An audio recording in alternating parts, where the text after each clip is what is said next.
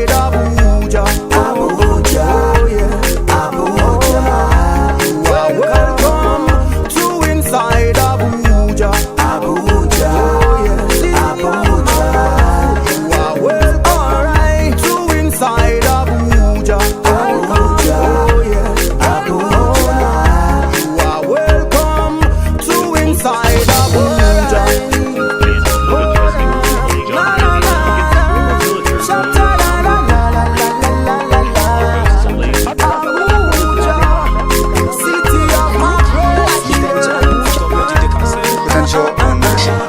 It's good. Well, today my guest on DatelineAbuja discussing women's rights and women empowerment. I have Mrs. HailMary Aipoh. She's the FCT Woman leader. You're welcome to DatelineAbuja. And I also have a legal practitioner. She is Adaeze Anah. You're welcome to DatelineAbuja. Pleasure is mine. Thank you very much. I'll start with you, Barrister. What are women's rights? What are the rights of women? Okay. I think I'll start answering your question by first of all noting that when you say women's rights, there's a structural wall that pops up in the heads of people. They think it's the right, that there are rights that are specialized.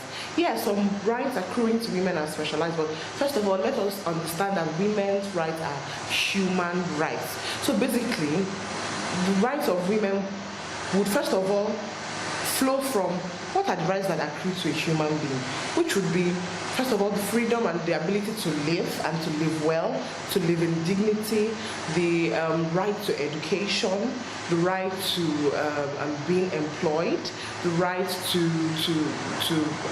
having a say in issues that affect your reproductive health. Women actually have reproductive rights. The right not to be violated domestically and in other spheres. The right not to be stigmatized and looked or subdued because you're a certain gender. I mean, they are not. These are rights that should accrue to every human being, but now we call them women's rights because society has been unfair to this gender. Basically, those are the rights that accrue to women. Thank you for that. Mrs. HailMary, can you, as a woman's leader, can you tell us your responsibility for mentoring young women, especially as a politician? Thank you very much. Like, as a woman leader, not a woman leader per se, as a woman, I have that responsibility to mentor younger women coming up, mentor them to have self-values, mentor them to know how to talk in public, mentor them to know that they have rights to contribute in nation building. They are not too small. Mentor them of their own rights in politics also. What is expected of them as a good leader once they become of age? That is my own way of mentorship, I say. It's not about just looking at young women and just talking to them. You need to really mentor them, let them have self-values. Because if they don't have self-values, how do you think they can be of importance to our country, Nigeria? Have you started any form of mentorship? Of course, yes. And how successful have you been? No, it's been wonderful. So far, so good. But before you know it, we get there. It's all about process, and we are taking it systematically, step by step. And it goes so many ways. We need to really take it from one process to the other. Yeah. Okay, Barrister, we feel that women are not treated equally. We don't have the same rights. Do you think it's lack of awareness or confidence? Well, you can call it lack of awareness or confidence, but I think that is not the root problem. The problem is the society and the pillars of socialization. What have women and men been taught? Because, I mean, if you say that we have not been treated well, it is because we have not been treated well by sometimes the women themselves and the men. Have we been taught that we are to be seen and not heard, that there is a limit we cannot go beyond, that we have to act in certain ways in order to be good women? Have we been taught that after secondary school you should step down for your brother to go to the university? Have you been taught that when you see a man in the workplace you're supposed to act in a certain way? So now that we have identified the problem, I think the solution is for us to begin to unlearn the things we have learned. For us to tell men that it's okay to support women. And supporting women here, while we're looking at the outer space, we need to go back to the family. We need to go back to how husbands treat wives. Do you help your wife who's had a child with taking care of the baby? You want a career, she wants a career too. Do you automatically put a hold on her career because both of you have had a baby? Things like that. We need to look at the way fathers treat daughters.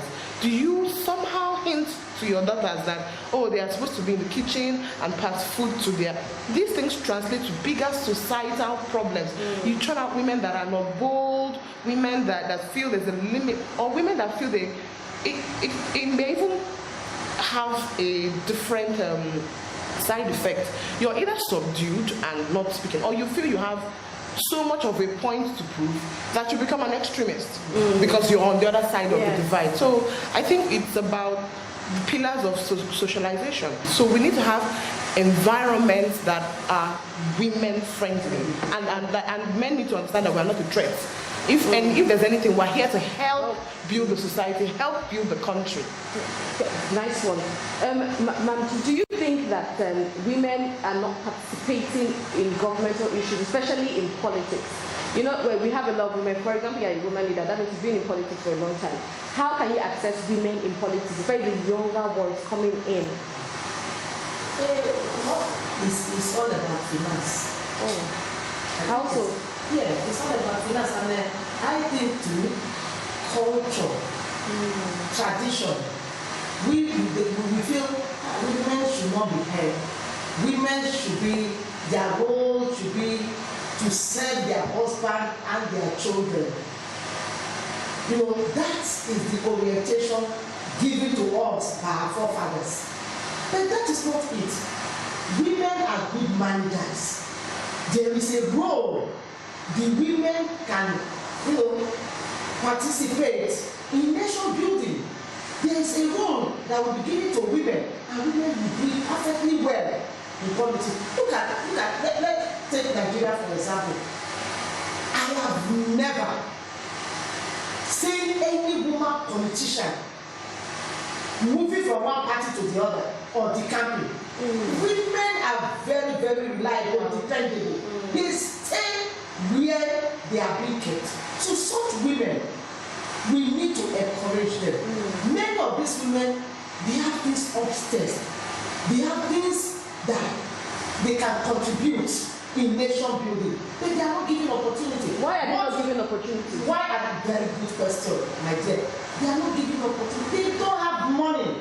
The kind of money the men have when it comes to election. When it comes to election, where does a man will bring out maybe 100 million, and a woman is answerable to the husband, and maybe that husband, like I tell people, they say women should be in the kitchen. The women pastors are being called. That's how there are some women politicians that are called. God has ordained you. I said, you be a politician. You must affect lives. That's the reason I tell people. Women coming into politics, it's not just that we just want to make a caricature of ourselves. We are coming into politics because we have something up there to contribute to nation building. So give us a chance and support us. Why do I say support us? Support us financially. When you see a woman, this one is a material. This one is dependable. This one is not a noise maker. You don't need noise to make news. From seeing that woman, you know that this woman has something up there. Then support, let the men support this woman. This woman will be of great importance to us in building this country, Nigeria. So let's support her, let's move her forward, let's mentor her. And that woman will never forget. We are not in competition with the men. Thank you very much. Why do you think women's rights are so important? And why do you think we should go to grassroots to create more awareness? Okay, women's rights, first of all, is very vital. It's crucial to the growth of every society because it is human rights. First of all, women are human beings. We're not aliens. We're not a different species. We're human beings. We're part of the society. So let's not even make this too specialized. So when you have, it's been established that there are more women on earth than there are men. So if you have more of the earth's population subdued and not treated well, you have economies that are failing, you have governments that are failing, you have industries that are failing, you have families that are failing. Everything becomes a failure. So for you to be able to build a civilization, study any civilization that has succeeded in the present and in the past, women were not relegated to the background. I'm talking even in Africa here. Yes, there's this belief that in Africa, women, no, if you study some of the civilizations that were very successful before colonization, and the ones that even withstood colonization, right? Women were not, there were prime ministers that were women, there were queens that were women. So if we are keen, if we are really true to ourselves about growing a country that we will be proud of, we need to start looking at how we treat women. We need to start bringing them to the front burner. We need to start getting the girl child really educated and taking off the leads, off the covers, you know, telling her she can be this, she can be that. No, we need to expose them to what the truth really is, which is that the sky is really just the stepping stone for them. Back to your mentorship program, a lot of people will feel that women in politics are maybe not to be taken seriously. Were you in your earlier days in your career, were you discriminated? No, not at all. Not at all. I had women there that really mentored us. When we're politics, they told us, they talk to us what politics is all about, how we can carry ourselves, how we can be of importance to nation building, and we enjoyed it. It's not as if, you know, like in politics, I tell you something, in politics, people look at women in politics as, they just come in, they are just kind of clapping hands, following the men, and are singing. I don't think we are that kind of women in APC. I tell you something, for me, my women in FCT, I've never gone to any occasion. I mentor them, I talk to them. We have programs where I teach them values, where I teach them empowerment.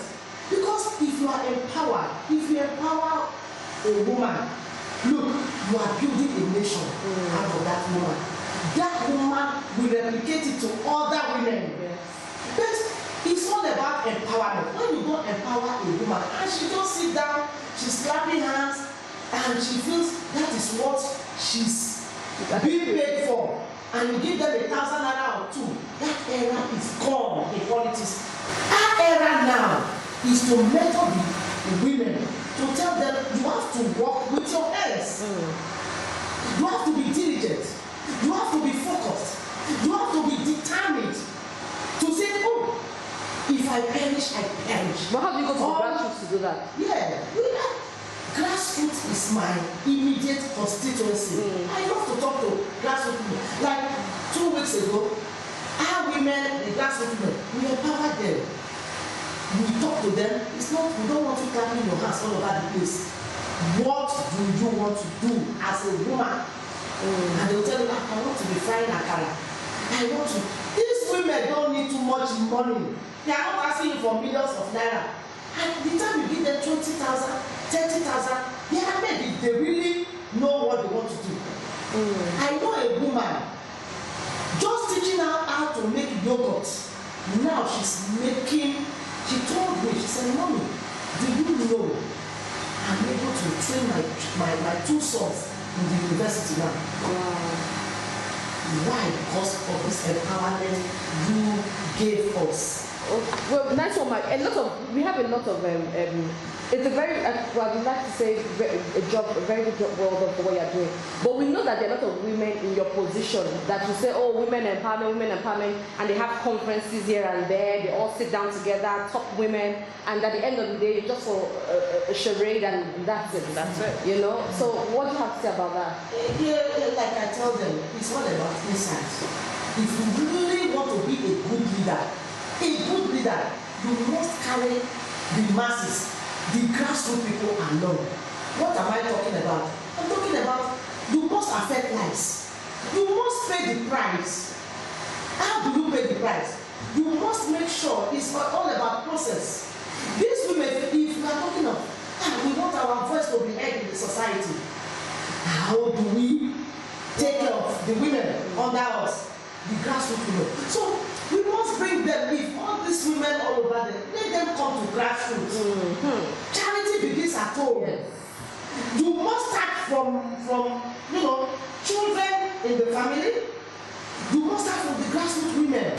But if you are able to mentor the women folk very well, when a man is coming out for governorship, and we women, we can stand by our women and say, okay, you take this, we are using this to help you. The women we have, the woman involved, she will have confidence. When the man is talking, you will see the woman talking because she has her sisters behind her that is telling her, you can make it. You can make it, girl. You can make it, girl. Then she's up there. And let's face it, women are good managers. If we have women in different positions in this country, I'm telling you the truth, you see Nigeria will be a better place for each and every one of us to live in. And it's because they have fear of God. They have conscience. They know a man can do something and go, but a woman, we have that motherly heart in us. No. We need like that. This is not how to do this. But on the contrary, we still have women that can abuse some opportunities, but very few, maybe 2%. But what I'm saying, the men should be able to mentor us very well. And we are not in competition with them. The Bible has differentiated it. All we are saying, the way the God is calling them to be in politics, that is how God is calling some women. Thank you very much. Well, I would also like you to contribute to what she said about mentorship. A lot of women will feel that women don't support each other. They'll say women are each other's problem. Like she said before that, leave them, they will fight. What do you have to say about women empowering each other? Okay. Especially as a professional. I think there's a gap between women who have succeeded and women who are aspiring to succeed. There's a huge gap. And I think that gap needs to be bridged as soon as possible. We need to have forums where we're not necessarily talking about the profession. Now I'm a lawyer, I may be talking legal profession. It may be journalism, your sphere, it may be politics. But when you're a woman, you have other factors that determine whether you make it or not. For example, the family. Anytime I'm with a senior lady lawyer, you would expect that I'll be asking questions like, how am I going to do this? But no, I'm asking things like, Madam, you have 5 kids and you are a senior advocate of Nigeria. How have you done it? Yeah. I want to know. You'll have let's look at it from your own career. Your own profession. Yes. Do women in law, for example, do they mentor younger ones? They do. Because that is the problem we are facing. They do, but I think that more has to be done. And we need to start paying attention to what really matters, not style, to more substance. But I think on a general note, I don't think we should be concentrating on churning out women that will be mentored by only women. Then again, you would have failed. But looking at bringing forth women that will be mentored by both men and women. And how do you become that type of woman? By putting in effort yourself. You need to help yourself. You need to get qualified. You need to educate yourself. When you're done saying, give me admission, don't stigmatize me or marginalize me because I'm a woman, and they give you admission in that course that they say only men do. When you get there, are you ready to pick up your books, burn the midnight candle, and come out tops in your class? Yeah. So that it's easier for you to move to the next level, and you open more doors for women behind you. So sometimes the right way to open the gate is to be the example yourself. Then I was saying something earlier, I think it's important I say it now. On a general note, apart from women mentoring women and telling them what their experiences are, I think women have too much mentorship. Really? How? Yes. Now I'm not talking about women mentoring women. We have a little of that. But on a general note, when you're a woman, your father is your first mentor.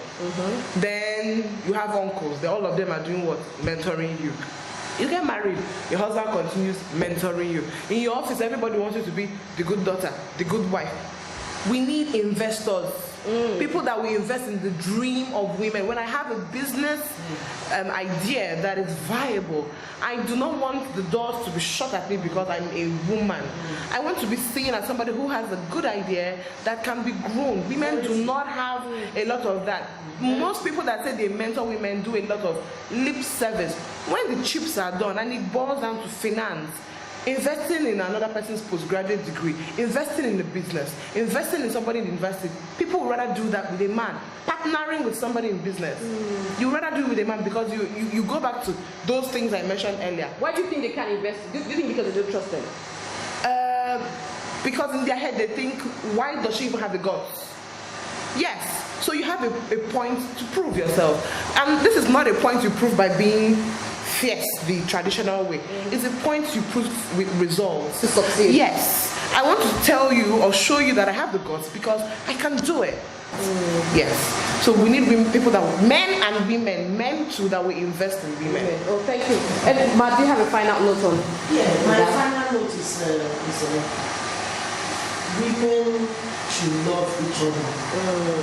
We should learn to support each other. You know, many women they feel better supporting the men than supporting their fellow women. And these women are reliable and dependable people.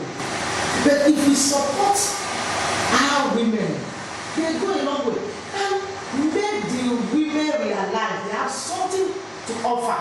That's it. Wow, women have more of spreading things. I love that final word. They said, educate a woman and you educate a nation. While you're watching DatelineAbuja, stay tuned. I'll be right back.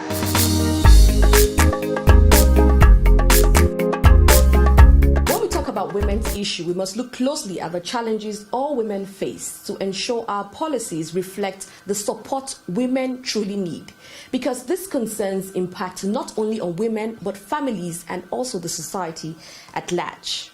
So it is of absolute importance to bring awareness to grassroots movements. Well, just like an African proverb says, if you educate a man, you educate an individual. But if you educate a woman, you educate a nation. And that's a wrap on DatelineAbuja for today. Thank you so much for staying with us. You can follow us on our social media page showing right now on your TV screen. Till I come your way, same time, same station, I'm Hawa Momo.